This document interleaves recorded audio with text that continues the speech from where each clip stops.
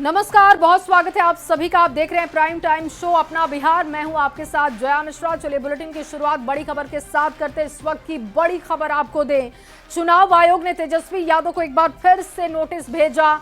2 voter ID card के मामले में निर्वाचन आयोग ने एक बार फिर से नोटिस भेज दिया है। तेजस्वी यादव ने जो कार्ड दिखाया वो फर्जी है। निर्वाचन आयोग ने साफ किया कि जो एपिक नंबर दिखाया गया वो फर्जी है। फर्जी दस्तावेज का उपयोग करना अपराध है और 16 अगस्त तक फर्जी वोटर कार्ड को तेजस्वी जमा करा दे।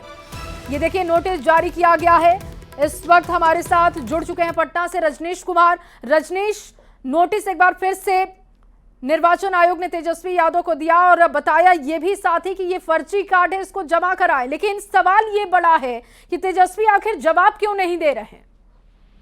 बिल्कुल जया, देखिए तीसरा रिमाइंडर लेटर है और यूं कहें तो इस बार निर्वाचन आयोग ने साफ तौर से फर्जी करार दे दिया है, क्योंकि निर्वाचन आयोग का कहना है कि दूसरे एपिक नंबर को एक तरह से जांच के बाद फर्जी पाया गया है। और बता दें, ये जो एपिक नंबर जो 2 अगस्त को प्रेस कॉन्फ्रेंस करके तेजस्वी यादव ने जारी किया था, RAB 29162120, ये चुनाव आयोग ने साफ कहा है कि ये फर्जी है और जिला प्रशासन की टीम के साथ साथ जो जिला निर्वाचन पदाधिकारी हैं उन्होंने जांच किया है। तो कहीं ना कहीं इसे साफ तौर से ये भी बताया गया कि एक कानूनी अपराध है, क्योंकि फर्जी वोटर आईडी कार्ड बनाना और एपिक नंबर जो है उसका उपयोग करना। तो ऐसे में अब 16 अगस्त तक मोहलत दी गई है जिला प्रशासन के द्वारा, निर्वाचन आयोग के द्वारा, कि 16 अगस्त के शाम 5 बजे तक तेजस्वी यादव जो है, जो एपिक नंबर जो अभी फर्जी करार दिया गया है, इसके एविडेंस के साथ तो वोटर आईडी कार्ड है, इसे हर हाल में निर्वाचन आयोग को जमा करें। इसके बाद आगे क्या होता है ये आने वाला वक्त बताएगा, लेकिन फिलहाल तेजस्वी यादव की मुश्किलें बढ़ती हुई दिख रही है।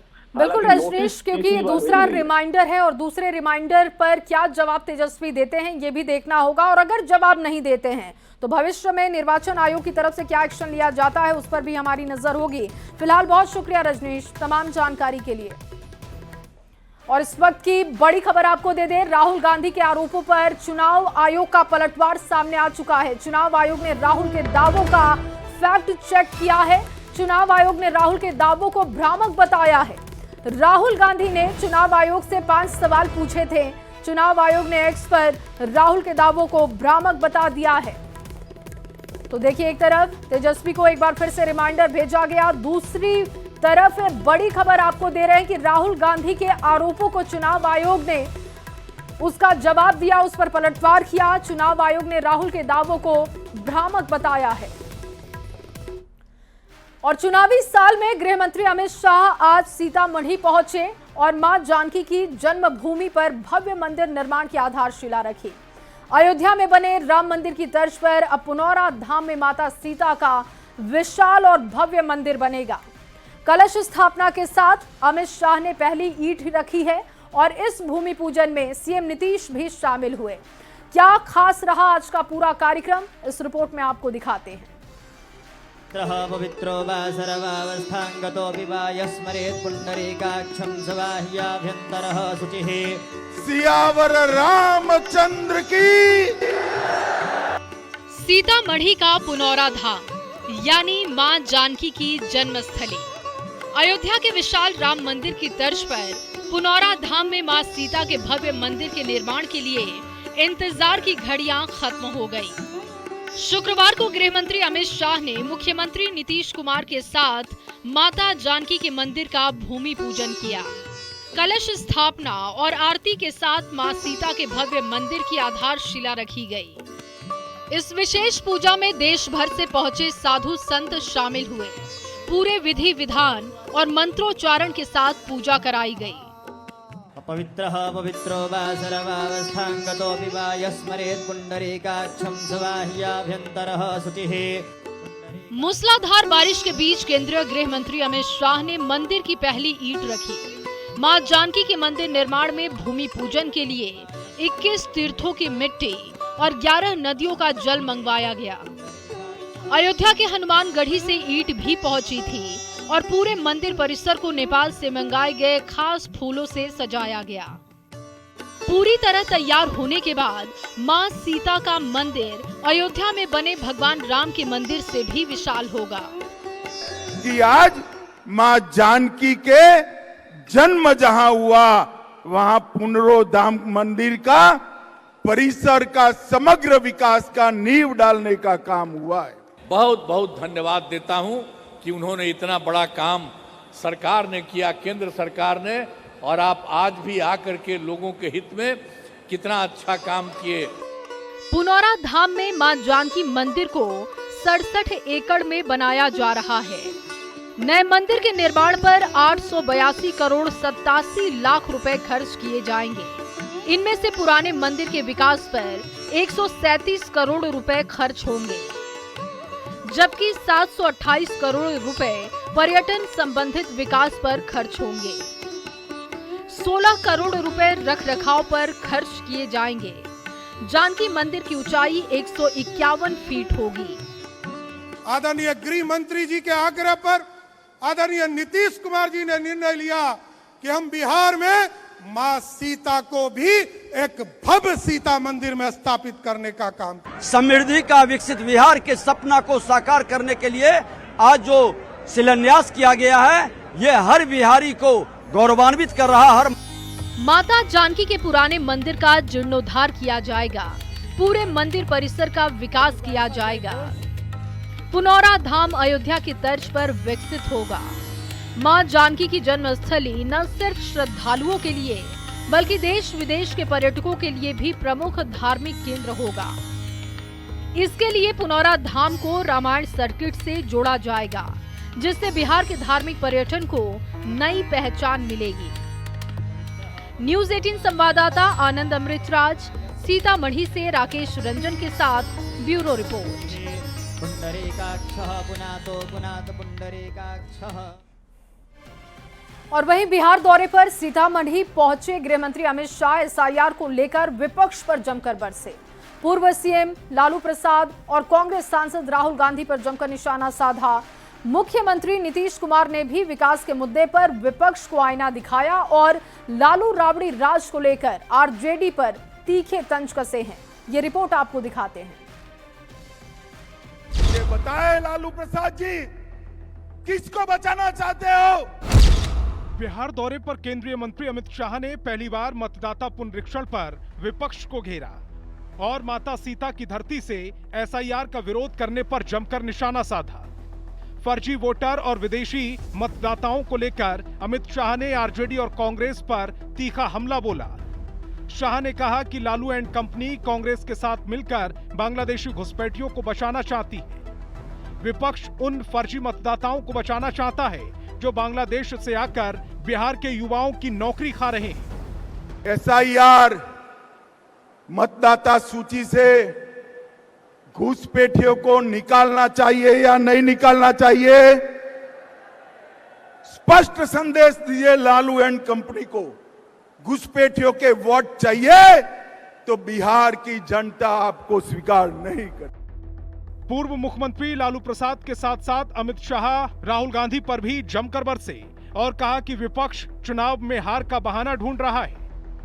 गृह मंत्री ने ऑपरेशन सिंदूर को लेकर प्रधानमंत्री मोदी की जमकर तारीफ की और कहा कि पहले देश में बम धमाके होते थे तो आतंकवादी पाकिस्तान भाग जाते थे, लेकिन आज का भारत पाकिस्तान में घुसकर आतंकवाद के आकाओं के ठिकानों को ध्वस्त कर रहा है।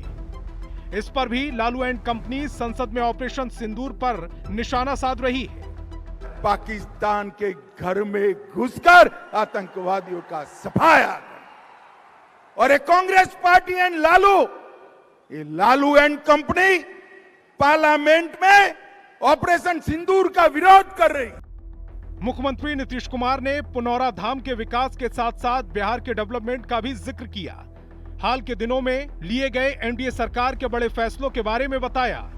सीएम ने 2005 से पहले लालू राबड़ी राज को बिहार का अंधकार काल बताया और कहा कि एनडीए सरकार से पहले बिहार में कुछ नहीं था। नवंबर 2005 से एनडीए का, जिसमें बीजेपी और जदयू की सरकार थी, अब आप जानते हैं उसके पहले कहीं कुछ नहीं था।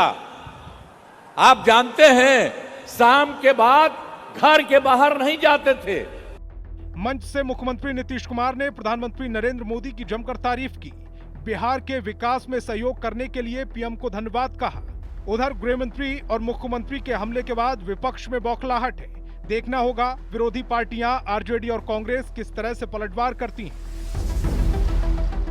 न्यूज 18 संवाददाता आनंद अमृतराज और सीतामढ़ी संवाददाता राकेश रंजन के साथ ब्यूरो रिपोर्ट। देखिए, एक तरफ एसआईआर को लेकर सियासत हो रही है तो दूसरी तरफ बिहार में एसआईआर को लेकर निर्वाचन आयोग ने ताजा आंकड़े जारी कर दिए हैं। आयोग ने बताया कि एक हफ्ते का समय बीतने के बाद भी किसी भी राजनीतिक दल की ओर से मतदाता पुनरीक्षण को लेकर कोई दावे या आपत्ति दर्ज नहीं कराई गई। इस पर सत्ता पक्ष ने एसआईआर का विरोध कर रहे विपक्षी दलों की मंशा पर एक बार फिर से सवाल खड़े किए।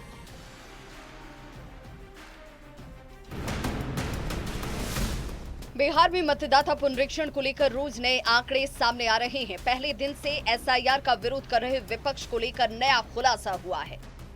1 अगस्त को ड्राफ्ट वोटर लिस्ट जारी किए जाने के बाद किसी भी राजनीतिक दल ने न तो कोई नाम शामिल करने के लिए और न ही किसी का नाम हटाने के लिए निर्वाचन आयोग से अब तक कोई संपर्क किया। शुक्रवार को निर्वाचन आयोग ने ताजा आंकड़े जारी किए और बताया कि किसी भी पार्टी की ओर से कोई दावा या आपत्ति दर्ज ही नहीं कराई गई। कांग्रेस के 17,549 पार्टी एजेंट हैं, लेकिन दावा या आपत्ति 0। आरजेडी के 47,506 पार्टी एजेंट हैं, लेकिन दावा या आपत्ति 0। इसी तरह left party, CPI-ML, CPM, RLJP और आम आदमी पार्टी की ओर से भी कोई आपत्ति दर्ज ही नहीं कराई गई। हालांकि विपक्ष का दावा है कि आपत्ति दी गई है। इसका रिसीविंग भी है हम लोगों के पास, हमने दिया है। बार बार चुनाव आयोग भारतीय जनता पार्टी का बोली बोल रहा है।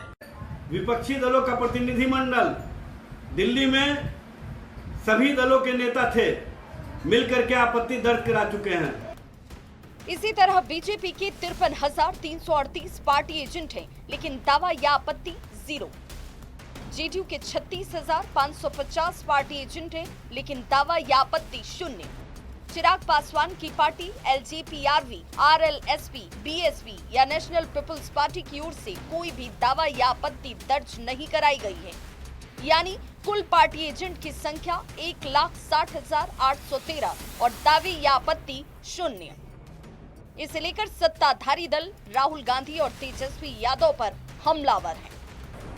राहुल गांधी, तेजस्वी यादव बड़ी बड़ी बातें बोलते हैं, चुनाव आयोग पर सवाल उठाते हैं, लेकिन उचित फोरम पर शिकायत करना होता है वो नहीं करते हैं। तेजस्वी यादव बिहार के लोगों को भरमाना चाहते हैं और बिहार के लोगों को बेवकूफ समझना चाहते हैं। बिहार के लोग अब तक मात्र 6,257 मतदाताओं ने खुद आपत्ति दर्ज करवाई है। बीते दिन वोट चोरी के आरोप पर निर्वाचन आयोग ने राहुल गांधी को शपथ भेजा और लिखा कि अगर राहुल को लगता है कि आरोप सही है तो फिर घोषणा पत्र पर साइन करने में कोई परेशानी नहीं होनी चाहिए। अगर साइन नहीं करते इसका मतलब अपनी ही बातों पर यकीन नहीं रखते हैं। लिहाजा फर्जी आरोप लगाने और चुनाव व्यवस्था में लोगों का भरोसा कम करने के लिए राहुल गांधी माफी मांगे। बार बार एसआईआर और निर्वाचन आयोग की भूमिका पर सवाल खड़े करने को लेकर निर्वाचन आयोग ने राहुल गांधी के सामने 2 विकल्प रखे। या तो राहुल गांधी पेपर पर साइन करें या फिर राहुल देश से माफी मांग ले। ऐसे में देखना होगा कि राहुल गांधी का अगला कदम क्या होता है। पटना संवाददाता शैलेंद्र कुमार के साथ ब्यूरो रिपोर्ट, न्यूज 18। और अब बात एक ऐसे आरोप की जिसकी चर्चा हो रही है। दरअसल जन सुराज के संयोजक प्रशांत किशोर ने स्वास्थ्य मंत्री मंगल पांडे पर घूसखोरी का बड़ा आरोप लगा दिया है। घूस के पैसे से दिल्ली में पत्नी के नाम पर फ्लैट खरीदने का आरोप लगाया।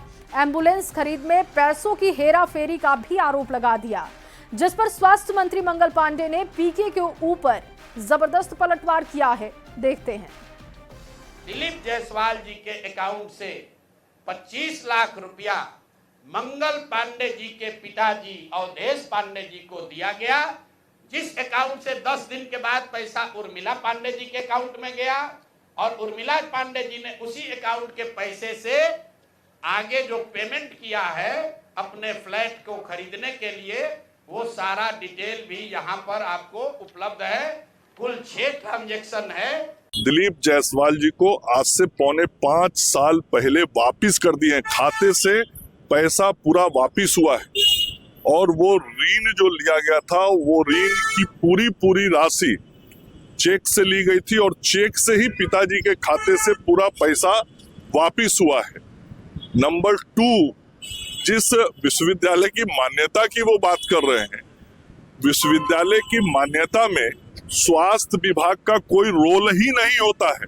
तीसरा विषय उन्होंने एम्बुलेंस के संदर्भ में कहा है, उसके बारे में भी मैं बताना चाहूंगा, ये तो एक प्रक्रिया है, निविदा होती है और निविदा में जो संबंधित पक्ष होता है अपना निविदा देता है, उसके निष्पादन की अपनी एक प्रक्रिया है और निष्पादन की प्रक्रिया से यदि कोई सहमत नहीं होता है तो न्यायालय जाता है और इस मामले में भी लोग न्यायालय गए हुए हैं। ये उच्च न्यायालय में ये मामला है और मैंने जानकारी ली है विभाग से, अभी तो कोई भुगतान भी उसका नहीं हुआ।